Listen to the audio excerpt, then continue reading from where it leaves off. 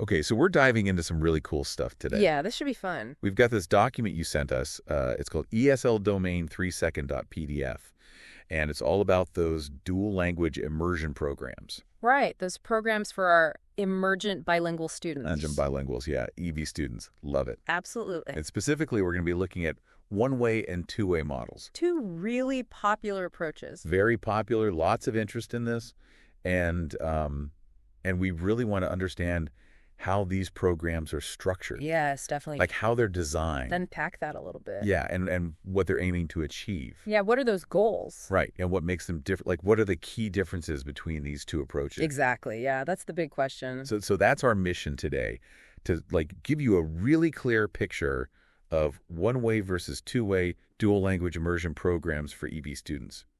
That's it. Sounds good. Sounds good. All right, let's jump in. Let's do it. So first up, we've got this one-way dual language immersion. Right. Like when we say one-way, what are we really talking about here? Well, one-way dual language immersion is specifically designed for emergent bilingual students. Okay. So these are learners who are in the process of acquiring English. Right. And in this model, they receive instruction in both English and their primary language, their native language. Got it. The goal here, and it's an important one, is to get them to a point where they meet reclassification criteria. Ah, interesting. Within about 6 to 7 years. Okay. So they can succeed in English-only instruction if that's the path they choose. Yeah, so it's like a stepping stone, kind of? In a way, yeah, but it's also about developing true bilingualism, you know? Oh, I see. Not just basic conversational skills, but academic language proficiency in both languages. Yeah, that's huge. And there's a lot of research suggesting that can have huge cognitive benefits. Absolutely. Yeah, being bilingual is like a superpower. Totally agree. So, okay, so we've got these students in a one-way program. Right. Who's teaching them? What kind of teachers are we looking at? So for instruction in the non-English language. Okay. So that could be Spanish, Mandarin, you name it. Right, whatever their native language is. Exactly. The teacher has to be certified in bilingual education. Makes sense. Yeah. They need the expertise to teach content in that language effectively. Right. Now, for the English instruction, the teacher can be certified in bilingual education or ESL. Okay, so a little more flexibility there. A little bit, yeah, but it still emphasizes supporting those students as they develop their English skills. Got it. So both languages are really important here. Absolutely. So really fostering strong bilingualism. Yes. And biliteracy specifically for these emergent bilingual learners. Exactly. Okay, so what's the big goal here? Like if a student goes through a one-way immersion program, what's the ultimate outcome? The goal is for them to achieve full proficiency in another language in addition to English. We're talking fluency? Fluency, yeah, but it goes beyond that. Okay. It's about being able to understand, speak, read, and write effectively in both languages.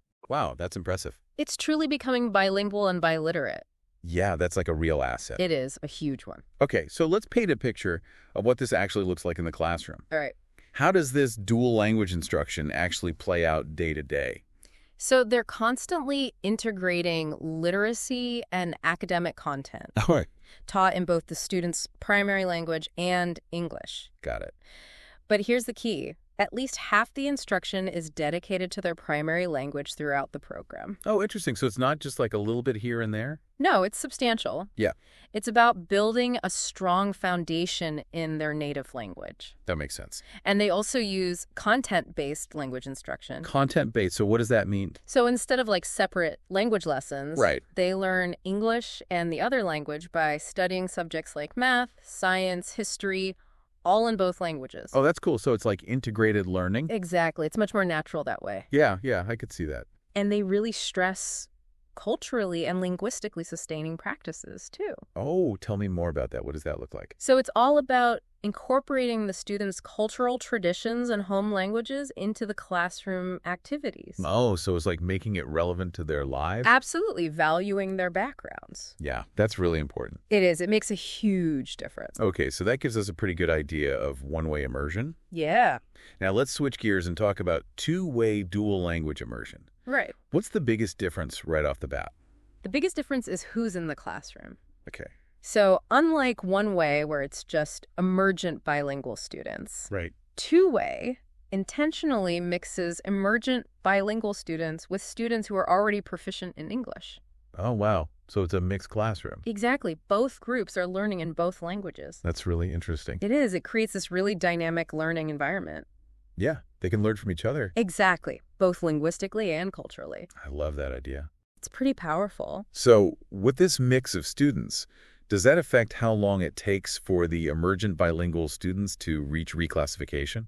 Well, according to the document, not really. Oh, interesting. The goal is still for them to meet those criteria within 6 to 7 years. Okay, so the timeline's the same. Pretty much, yeah. So they're still on track to succeed in English-only instruction, if that's where they're headed. Right. And at the same time, the English proficient students are developing proficiency in the other language. So everybody benefits. Exactly. It's a win-win. I love it. So what about the teachers in a two-way setting?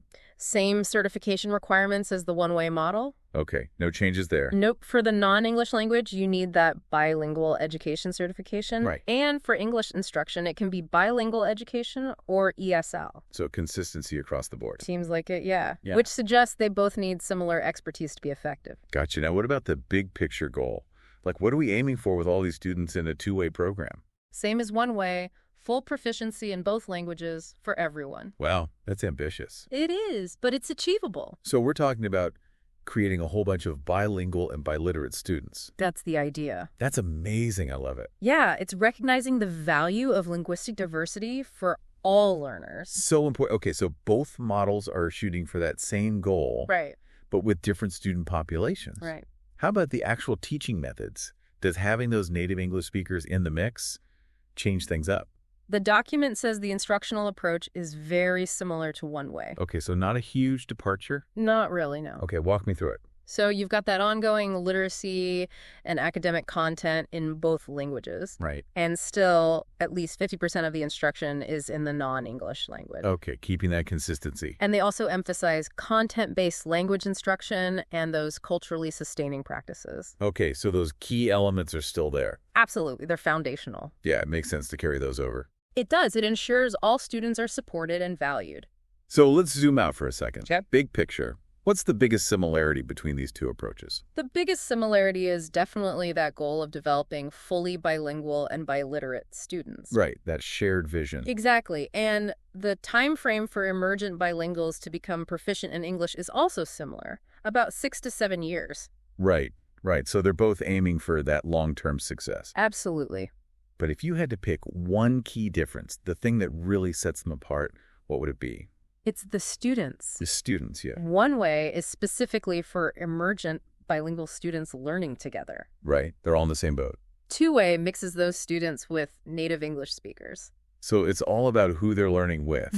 That's the biggest distinction. But it sounds like the way they teach, the overall approach is pretty similar. Yeah, they both use content-based language instruction, Right. and they both emphasize culturally sustaining practices. So they share that core philosophy. They do. It's about valuing all students and their backgrounds. That's wonderful. It is. It's creating a more inclusive learning environment. So for our listeners out there, you've now heard about one-way and two-way dual language immersion. Yeah.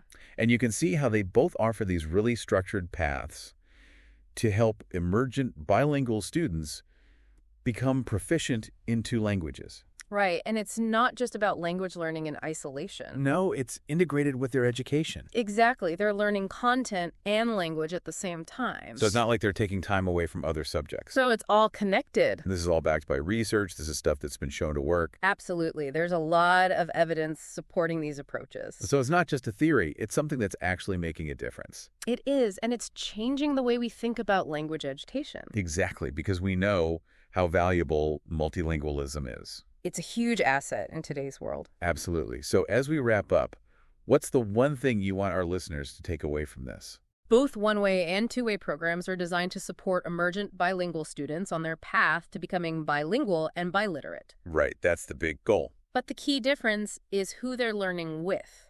One way with other emergent bilinguals, two way with a mix of native English speakers. Exactly. That's a great summary. Thanks. And now, here's a thought to ponder. Okay, I'm listening. So both models are aiming for full bilingualism. Right? But think about the experience of learning alongside native speakers, versus learning mainly with other emergent bilinguals? Oh, interesting. What unique advantages or even challenges might come up in those different settings? That's a great question. Yeah, something to think about as you process all this information. Definitely. Thanks for joining us for this deep dive. It's been a pleasure. We'll see you next time. Looking forward to it.